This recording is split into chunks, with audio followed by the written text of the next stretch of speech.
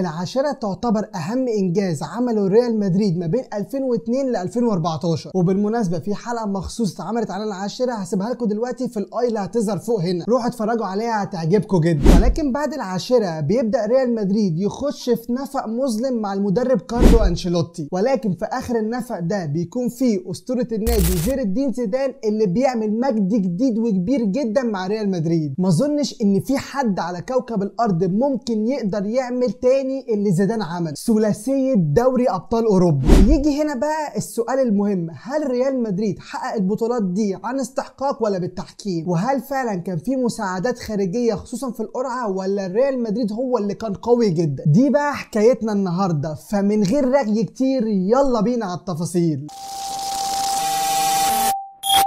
بداية موسم 2014-2015 لريال مدريد كانت قوية جدا زي ما كل الناس كانت متوقعة، ورغم ان ريال مدريد بيخسر السوبر الاسباني في الديربي قدام اتلتيكو مدريد، وبيجي بعدها في افتتاحية الدوري الاسباني ويخسر من ريال سوسيداد واتلتيكو مدريد، الا ان من بعدها ريال مدريد بيبدأ في نسق تصاعدي مرعب جدا. بيكسب ماتشات بالثمانية قدام ديبورتيفو لاكرونيا، وماتشات بالخمسة قدام ليفانتي واتلتيك بلباو، وبيجي بعدها ويكسب الكلاسيكو ضد البارسا في البرنابيو 3-1، وكمان بيتصدر مجموعته في دوري ابطال اوروبا بالعلامه الكامله. حقيقي ان ريال مدريد في الفتره دي كان فريق مرعب جدا وصعب جدا ان اي فريق تاني يقف قدامه. يا راجل ده كان بيكسب فرق كبيره جدا زي ليفربول بال3-0، ففريق زي ده بالارقام المرعبه دي اكيد محدش هيقدر يقف قدامه. ولكن من بعد اصابه لوكا مودريتش في نوفمبر 2014 والنسق التصاعدي ده كله بينزل لتحت، وده ببساطه لان خطط كارلو أنشيلوتي كلها كانت بتتمحور حوالين لوكا مودريتش، فطبعا اصابه لاعب مبني عليه الخطه كلها يوقع فريق كامل. وكان في غلطه كارثيه تانية ارتكبها كارلو أنشيلوتي، وهي مجامله ايكر كاسياس على حساب كيلور نافاز. وطبعا ايكر كاسياس اصلا كان من اكبر اسباب فشل ريال مدريد في الموسم ده، علشان في الاخر بيخرج ريال مدريد من الموسم بزيرو بطولات زي ما بيسموه كده موسم صفري، ومعاها بتتم اقاله كارلو أنشيلوتي من تدريب ريال مدريد. اصل في الريال مفيش هزار، هتجيب بطولات انت موجود مش هتجيب بالسلامه. مع بدايه اشاعات اختيار المدرب الجديد لريال مدريد بيظهر على الساحه اكتر من اسم زي يورجن كلوب ورافا بينيتيز وزين الدين زيدان واوناي امري وشويه اسامي تانيين. ولكن في يوليو 2015 بيعلن بيريز تعيين رافا بينيتيز مدرب لريال مدريد. فاول مؤتمر صحفي لبينيتيز في تقديمه مدرب جديد لريال مدريد صرح كده وقال ان هو سعيد جدا ان هو هيدرب ريال مدريد، وان هو بيعتبر ريال مدريد بيته التاني. وده الكلام اللي اكد عليه رئيس نادي ريال مدريد فلورنتينو بيريز في نفس المؤتمر الصحفي. بدايات بينيتيز مع ريال مدريد ما كانتش مفهومه، كل ماتش بتشكيل شكل وكل ماتش بفورميشن شكل، وما كانش فيه ولا مشجع واحد فاهم هو عايز يوصل لايه، ما كانش فيه اصلا ثبات في التشكيل. ولكن الحاجه الوحيده اللي كانت مفهومه طريقه توظيفه لجاريث بيل بالذات في الملعب، وانه عاوز يخلي اللاعب ده يلعب تحت راس الحربه زي ما بيسموه كده صانع العاب. والحقيقه ان جاريث بيل صرح اكتر من مره وقال ان هو مرتاح جدا في اللعب مع رافا بينيتيز، وبالرغم من ان نتائج رافا كانت كويسه جدا في الدوري وتصدره لمجموعته في دوري ابطال اوروبا، بعيدا يعني عن خسارته لاول كلاسيكو ليه قدام البارسا في البرنابيو 4-0، كانوا مسمينها كده 4 بدون ميسي. الا ان بتحصل حاجه في بطوله كاس ملك اسبانيا ما تحصلش من فريق في الدرجه الثانيه، لاعب المفروض ان هو موقوف ممنوع من اللعب بيلعب مع ريال مدريد ماتش الذهاب، لا وكمان اللعيب ده بيجيب جون في فوز ريال مدريد، فبيقرر الاتحاد الاسباني بكل بساطه وسهوله استبعاد ريال مدريد من البطوله. طبعا دي بتكون كارثه كبيره جدا على فريق بحجم ريال مدريد في البطوله دي. اصل انت مش فريق هاوي ولا فريق جاي من الدرجه الثانيه ولا الثالثه عشان تغلط غلطه زي دي،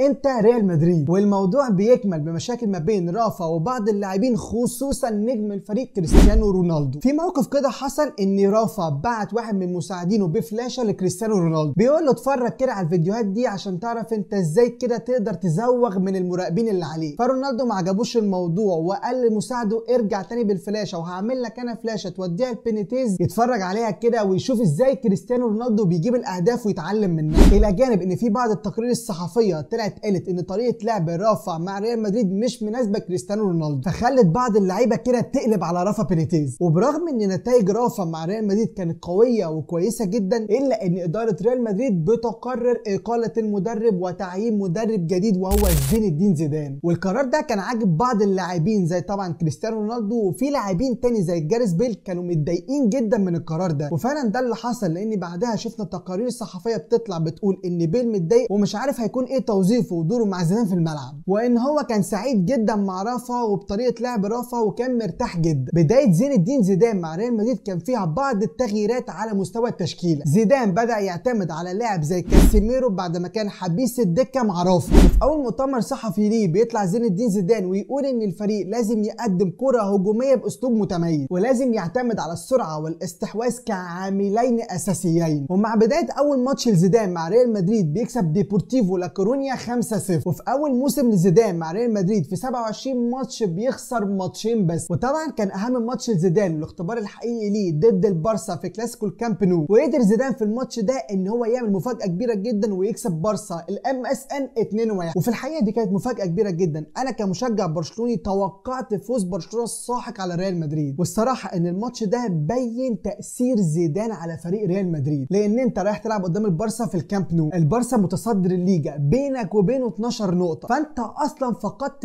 اي امل ليك انك تكسب الليجا، فتروح تلعب قدام البارسا المتوهج جدا في الفتره دي وعنده ثلاثي هجومي ميسي وسواريز ونيمار صعب جدا ان اي حد يوقفهم، فتقدر ان انت تكسبهم جوه ملعبهم قدام جمهورهم 2-1. فده كان يعتبر فوز مهم جدا لريال مدريد والمعنويات اللعيبه والمدرب، وده طبعا ادى امل للمدرب وللاداره وللجماهير ان الفريق ده ممكن يعمل حاجه في الموسم ده. فعلا بيكون حظوظ ريال مدريد وفرصته في دوري الابطال كويسه جدا، لا وبيكون حظه حلو جدا وسهل في القرعه. بيجي في دور ال16 في وقتها ويقابل روما، وروما في الوقت ده ما كانش فريق مرعب خالص، كان فريق عادي كده من فرق الدوري الايطالي، وكان الماتش اصلا بيتسوق له وقتها ان صلاح ضد رونالدو وراموس. يا ترى يا راموس هتقدر تقف قدام صلاح ولا مش هتقدر؟ ولكن ريال مدريد بيقدر ان هو يعدي بسهوله جدا قدام روما ويكسبهم في مجموع الماتشين 4-0. بعدها بيجي ريال مدريد في دور الثمانيه ويلعب قدام وولفسبورج. على الورق الماتش ده كان سهل جدا لريال مدريد، ونقدر نقول اصلا ان القرعه خدمته في الماتش ده، ولكن بتيجي هنا الصدمه ان ريال مدريد بيخسر ماتش الذهاب 2-0. ولكن بيقدر ريال مدريد ان هو يرجع في ماتش العوده ويعمل ريمونتادا من كريستيانو رونالدو ويكسبهم 3-0 في البرنابيو. ولو جينا بصينا على الفرق ما بين تشكيله مباراه الذهاب ومباراه الاياب فهنلاقي فرق واحد بس، ان في الذهاب زيدان لعب بدانيلو وفي الاياب لعب بكارفاخال. وفي الوقت ده كانت كل الناس عارفه ان دانيلو نقطه ضعف كبيره جدا في ريال مدريد، لان اللاعب كان بيهاجم بس ووراه مساحات كبيره جدا وناس الدفاع خالص. بعدها بيجي الريال في دور الاربعه ويلعب مانشستر سيتي. في الوقت ده مانشستر سيتي كان فريق عادي جدا في الدوري الانجليزي بيدربه بيليجريني. وفي الحقيقه ماتشات الذهاب ما بين ريال مدريد ومانشستر سيتي كانت اسوأ ماتشات في البطوله كلها من اولها لاخرها، ولكن ريال مدريد بيقدر ان هو يعدي منهم في مجموع الماتشين 1-0 ويقابل الاتليتي مره ثانيه في النهائي. قبل الماتش ده الناس برضو كلها كانت متوقعه زي 2014 فوز اتلتيكو مدريد، لان الكل قال لك اصل اكيد الكوره مش هتنصف ريال مدريد على الاتليتي مرتين في النهائي. والحقيقه بتقول ان الماتش ده من احلى النهائيات اللي اتلعبت في تاريخ دوري ابطال اوروبا، وده ببساطه لان الماتش بيكون مفتوح فيه فرص كتير وكان ممكن يجي فيه اهداف كتير. بيبدا الماتش بهدف لراموس في الدقيقه 15، والجون ده كان فيه كلام كتير عليه كده ان هو تسلل، ولكن في وقتها كان لسه مفيش فار فالجون بيتحسب لريال مدريد. وبعدها بيضيع جريزمان ضربه جزاء مهمه جدا كانت كفيله ان هي تجيب التعادل لمدريد، ولكن بيجي اللاعب كاراسكو في الدقيقه 79 ويجيب هدف التعادل للاتليتي، وكله هنا رجع قال لك خلاص الاتليتي رجع في الماتش وهيكسب المره دي. ولكن الماتش بيوصل لضربات الجزاء، وفي ضربات الجزاء بيفوز ريال مدريد بالبطوله ال11. بعد الفوز بالبطوله زيدان بيكون عنده كل الثقه في الفريق وبيقرر ان هو يكمل مع الفريق لموسم كمان. ولكن ريال مدريد في الموسم ده بتكون عنده مشكله جدا ان هو محروم من اي تعاقدات جديده، والقرار ده طلع لان اداره النادي خرقت بعض قواعد التعاقدات. وزي ما كل الناس كانت شايفه ان دي مشكله كبيره جدا على ريال مدريد، في الحقيقه كانت ميزه مهمه جدا لريال مدريد، لان الفريق حافظ على القوام بتاعه اللي خلاه ياخد بطوله دوري ابطال اوروبا. بدايه الموسم لريال مدريد كانت قويه جدا، بيكسب فيها السوبر اوروبي وكاس عالم للانديه، ولكن وضعه في دور المجموعات في دوري ابطال اوروبا ما بيكونش احسن حاجه، والريال بيصعد في المركز الثاني في مجموعته بعد بروسيا دورتموند، وبيجي في دور ال16 ويلاعب نابولي الايطالي، ولكن بيعديهم بسهوله في مجموع الماتشين 6-2 علشان تيجي قرعه دور الثمانيه وتوقع ريال مدريد قدام بايرن ميونخ. وتشاء الاقدار ان في الوقت ده يكون مدرب بايرن ميونخ المدرب الايطالي كارلو انشيلوتي. وفي الحقيقه في وقتها انا كنت متوقع ان ان خلاص كده ريال مدريد مش هيكمل وهيخرج من البطوله دي. ما هو اكيد الحظ مش هيكون عالي جدا معاه ويكسب البايرن الثاني ويخرجهم زي 2014، ولكن ريال مدريد بيقدر يعمل مفاجاه كبيره جدا ويكسب البايرن في ميونخ 2-1 في ماتش الذهاب. وفي الحقيقه ان النتيجه دي ما بتكونش كارثيه خالص جدا على بايرن، هو بسهوله جدا يقدر يعوض في ماتش الاياب. وفعلا ده اللي بيحصل، لان ماتش الاياب بيخلص في 90 دقيقه ما بين الفريقين 2-1 للبايرن، وبنروح نلعب الاشواط الاضافيه. وفي الاشواط الاضافيه كريستيانو رونالدو بيجيب جونين، وجوهره ريال مدريد الجديده ماركو اسينسيو بيجيب جول علشان يفوز ريال مدريد على البايرن للمره الثانيه على التوالي في دوري الابطال ويقصيه من البطوله. تيجي بقى القرعه تكمل في دور الاربعه ويواجه ريال مدريد اتلتيكو مدريد. صعبان عليا سيميوني، ريال مدريد مش سايبه في حاله ولا في دور الثمانيه ولا في دور الاربعه ولا حتى في النهائي. المهم ان ريال مدريد بيقدر يتخطى اتلتيكو مدريد ويوصل النهائي عشان يلعب الفريق الايطالي اليوفي. الماتش ده كان ليه اكتر من حسابات، لان الريال عايز يكسب ويعمل انجاز محدش عمله ببطولتين ورا بعض، واليوفي عايز يعوض الخساره قدام البارسا في 2015 في النهائي. والحقيقه ان اليوفي في موسم 2017 كان فريق قوي جدا، بيعدي في البطوله دي من البارسا ومن موناكو اللي كان فيها وقتها مبابي. بيبدا الماتش وبيجيب رونالدو الهدف الاول ريال مدريد في الدقيقه 20، وبعدها بيجي ماريو مانزوكيتش في الدقيقه 27 ويجيب هدف التعادل العالمي لليوفي علشان يخلص الشوط الاول بالتعادل ما بين الفريقين. وبتطلع تقارير كده ان ما بين الشوطين حصلت خناقه ما بين لعيبه اليوفي، فطبعا الخناقه دي بتطلع الفريق كله ذهنيا بره الماتش علشان ينزل الفريق في الشوط الثاني ويخسر من ريال مدريد 4-1 ويخسر البطوله، ويتوج ريال مدريد بالبطوله الثانيه على التوالي تحت قياده زين الدين زيدان. الوقت ده كله كان متوقع ان خلاص زيدان كده بعد الانجاز ده هيرحل عشان يحافظ على الانجاز بتاعه، ولكن زيدان بيفاجئ الناس كلها ويفاجئنا انا شخصيا ويقرر ان هو يستمر مع الفريق لغايه نهايه عقده. مع بدايه موسم ريال مدريد بيكسب السوبر الاوروبي والسوبر الاسباني على البارسا بنتيجه كبيره جدا، وكمان بيزودها كمان ويكسب كاس عالم للانديه. ولكن كعاده ريال مدريد لازم يكون في كده شويه دراما، بيجي وتكون بدايته في دور المجموعات في دوري الابطال اوروبا كارثيه، وبيخلص مجموعته في المركز الثاني بعد توتنهام علشان يقع ريال مدريد في دور ال16 قدام باريس سان جيرمان اللي فيها نيمار ومبابي. والصراحه الكل قال لك كده خلاص كفايه ريال مدريد وهيخسر ويخرج من الفريق ده، ولكن كالعاده بيجي ريال مدريد ويكسب باريس سان جيرمان ذهابا وايابا في مجموع الماتشين 5-2.